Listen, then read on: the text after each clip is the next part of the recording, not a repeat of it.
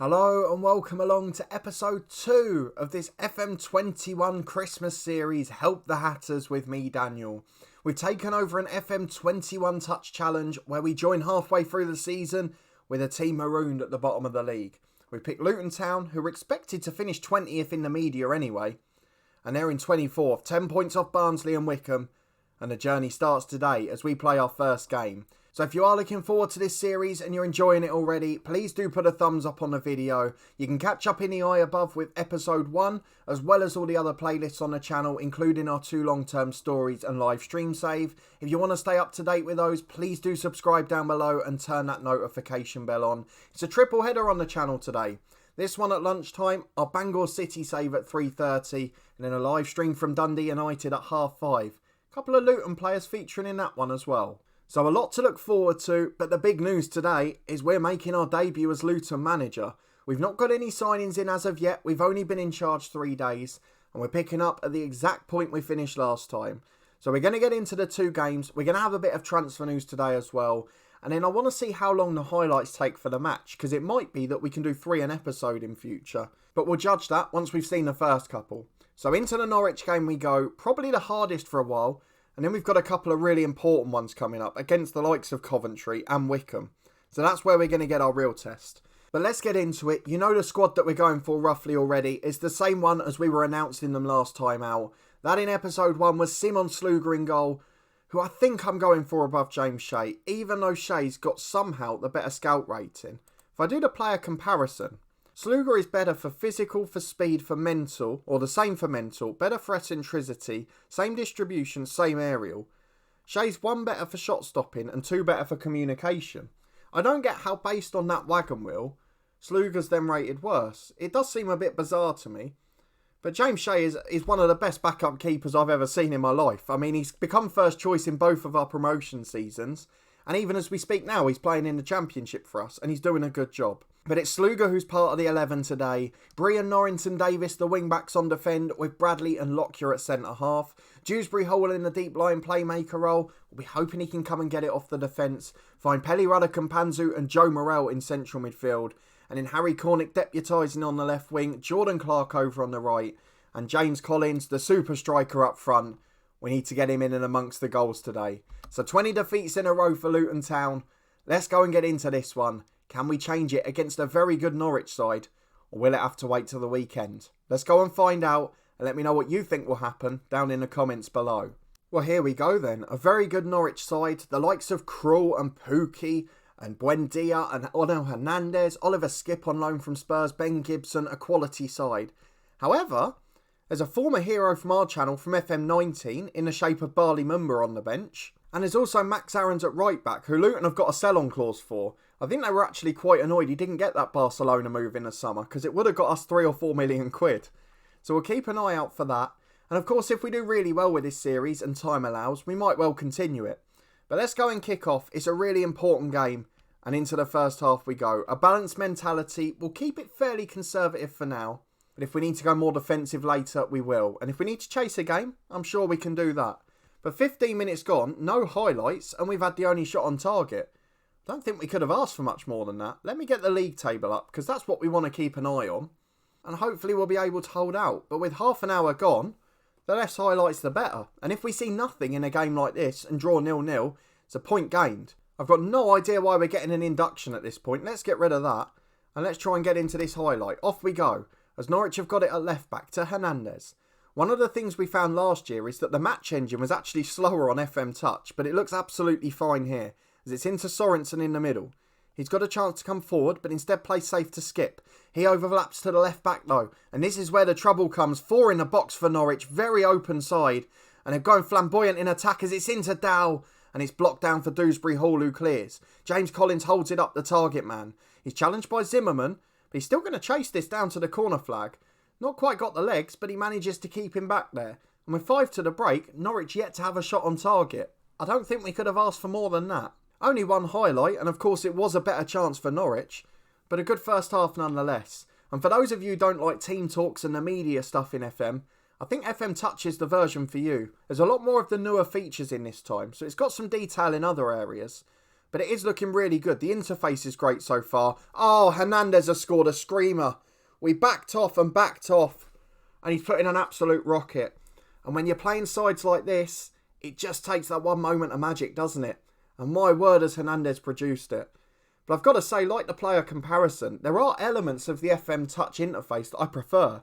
As Clark's coming down the right, let's hold that thought. Jordan Clark in. It's a poor effort. It's tame. It's straight at cruel. And he easily deals with it. 5 minutes gone in the second half. 2 shots on target apiece. It's a good performance, but the result's no better. And at this stage, that's what we need. Quintilla's got it at left back. Finds Sorensen. Norwich definitely the more territorial side. More possession. More play in our half. But on the counter, we still look a threat. As we pick it up here, Skip's defending, as is Buendia. Up to Pukki and now Sorensen. Ball into Hernandez, the goal scorer. Back to Skip. Switches over the left. They've got an overlap every time there. It's into Buendia. Falls for Dow. And it's 2-0 Norwich. And this challenge is not going to be easy for anyone who thought it might have been. James Bree misses the interception. Norrit and Davis had a chance to clear. And neither of them do it. 2-0 Norwich. But we've got a throw on the right here with Bree. Just inside the opponent's half. Can this be the start of the comeback? Jordan Clark to Collins. Out to Bree on the right. Chance to cross. There's 3 in there. Collins is one of them. As is Cornick. He's tipped onto the bar with a brilliant save. Who's offside? Clark? I don't really understand that one. Of course, we've got 5 subs in the Championship. So let's go and have a look at who we can bring on. Norrington Davis has been poor. So Dan Potts will replace him. Dewsbury Hall can be replaced by Glenn Ray in a holding role, who will be a defensive midfielder, or maybe even an anchor man at this level. Morel in central midfield replaced by Berry. On the left wing, Cornick will be replaced by Elliot Lee. He prefers to be an inside forward on attack. And we'll leave the last sub another 10 minutes, I think. 65 gone, an okay performance, but Norwich deservedly ahead. As Lockyer plays out from the back to Ray. Short free kick finds Bree on the right hand side. Just can't get into their half at the minute. We keep playing safe. Eventually it does come out to Jordan Clark though, and he gives away possession. It's not been great. We've not looked convincing in the final third. The morale doesn't look great, and we do need a bit of help here. Just 1 or 2 additions. You've seen Cornick's not quite capable on that left. You've seen that we need some extra help up front. As Quintilla delivers, Pukki's there, Emi Buendia, and it's a great save by Simon Sluga. Bradley's unhappy and he's having a poor game. So the last sub is going to be Matty Pearson on for him. 15 minutes to go. A very well-known player at the club.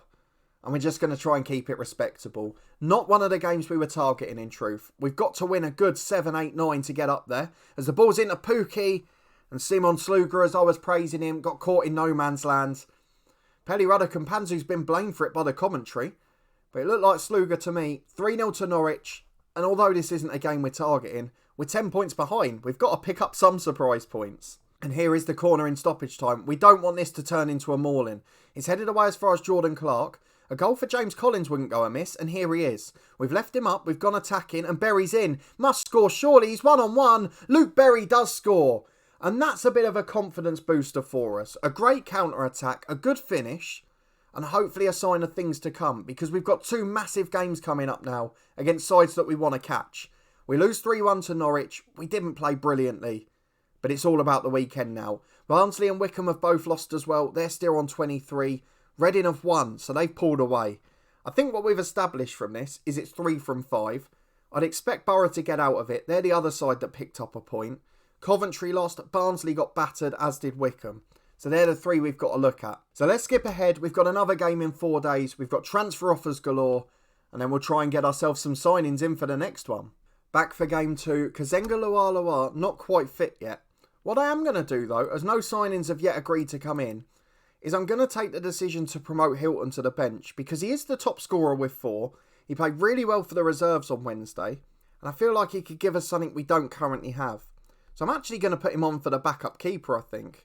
Or no, we'll put him on for Tunnicliffe because Tunnicliffe's going to be on his way out.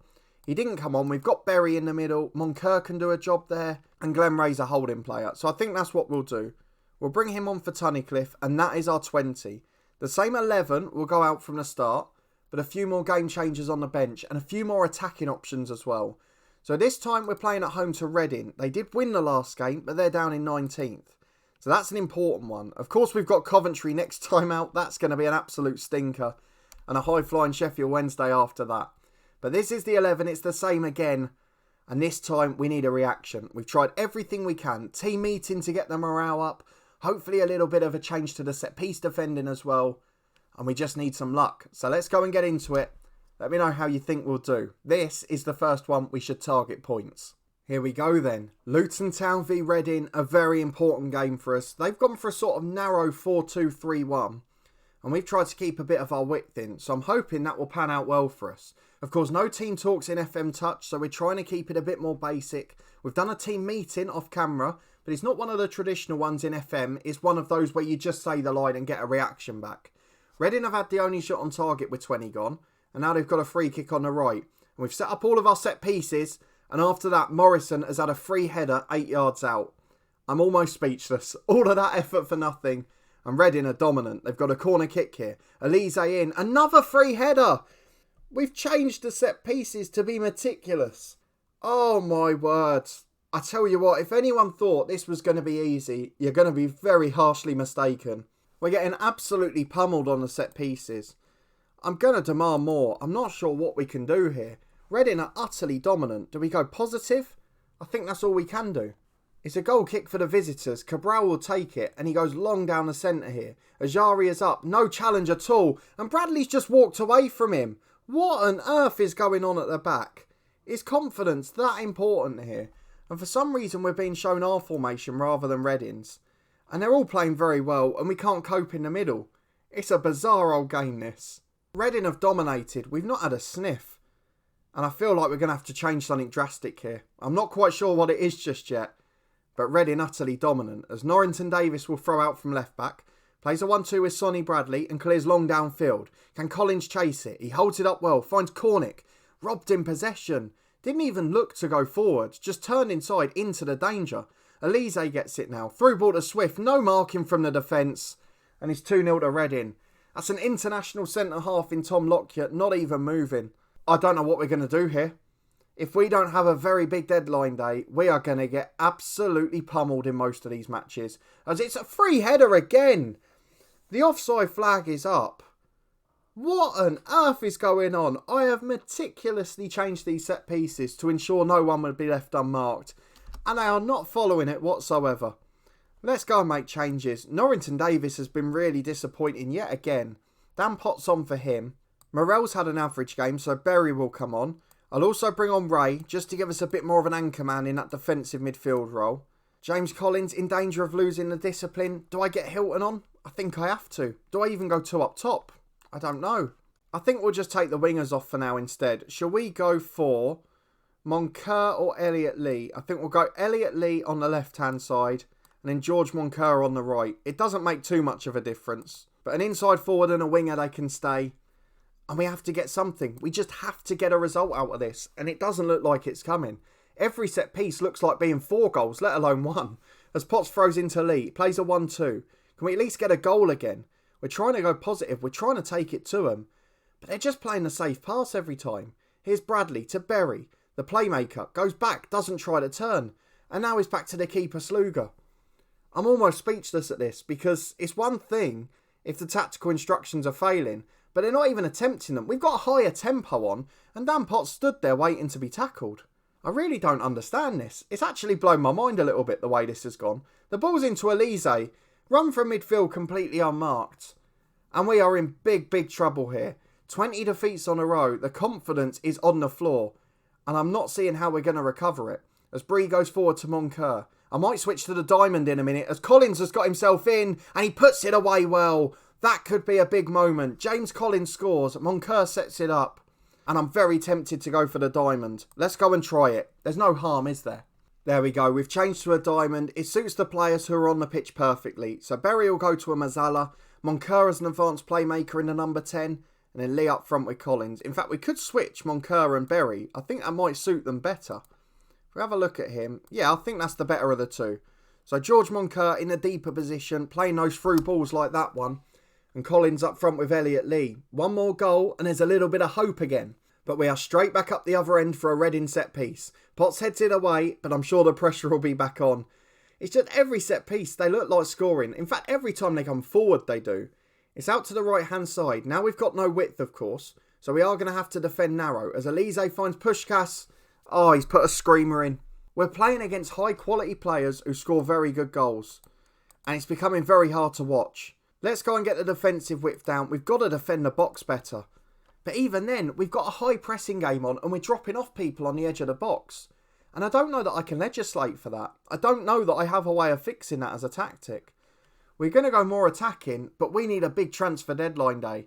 Because the gap is still 10 points, but Wickham have picked up a win. And the number of sides we can catch is getting smaller and smaller.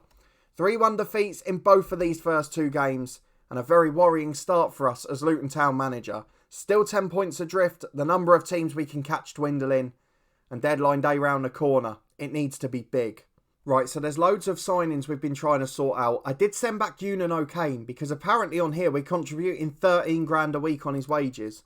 To put it into perspective, nobody else here is earning more than 5.5 grand a week. So that's what we're talking about. Adam Idart is a young striker we know very well from FM20 with Cliftonville, and known very well for his exploits with Ireland in real life. And he's a good finisher. So if we're going front two, he's the man. So Adam Idart is going to come in. Osho's going off to Sunderland. Ethan Laird I've been looking at, but right back doesn't seem to be a big problem for us.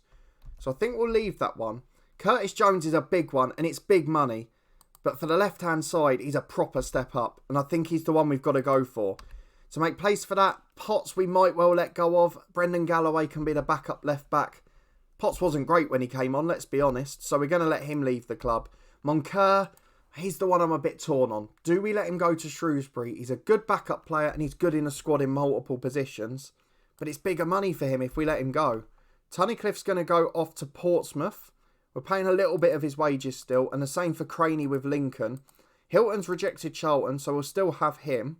So I'm going to say no to Laird, and I'm going to say no to Moncur leaving, just because I want the squad options.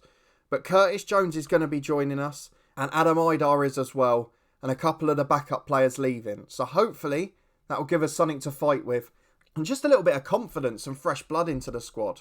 Let's see how it goes. There we go then. Adam Idar rated 3.5 star ability, 4 star potential. Ideally a good partner for Collins. If we can find a tactic with 2, we could play a back 3 even. It suits some of the players we've got. Gabriel Osho, a quality player, but he's going to Sunderland. And Curtis Jones, the new star. He could play as a number 10, so even if we go back 5, he's still got a role in the team. And he can play centre midfield and he can play attacking midfield. So no need to panic with him. Whichever way it goes, he's going to be a quality addition. Of course, he's playing every week for the Premier League champions in real life. Potts has gone for 100 grand, Tunnicliffe for 56 grand and Craney for just under 20. And you know what? I think that's a decent window. So we're going to leave it there. We will be back for 2 more massive games next time out. Coventry away and Sheffield Wednesday at home. I don't think there'll be any more deadline day news. We lost out on the Ass. He went over to Qatar instead. And that's where we are. We have to win the next game. Coventry are directly above us. And if we lose that, we're out of it. Football's a funny game though, isn't it? It just takes one win and we'll see if we can get it. But if you did enjoy this one and you are looking forward to the rest of the series, please do put a thumbs up on the video. Subscribe down below for daily FM21 content from 2 long-term stories. This mini-series will continue throughout Christmas week at midday. And we'll also have our 2 live streams a week. Tonight at 5:30 and then Sunday at 10:30 AM. You can catch up with all the playlists in the eye above, as well as the podcast channel, which contains weekly championship predictions. But a massive thank you for watching, your continued support as always. I hope you're looking forward to the festive season, and I hope you'll come back tomorrow, because we've got to turn our fortunes soon. Hopefully, Coventry will be the game. I'll see you there.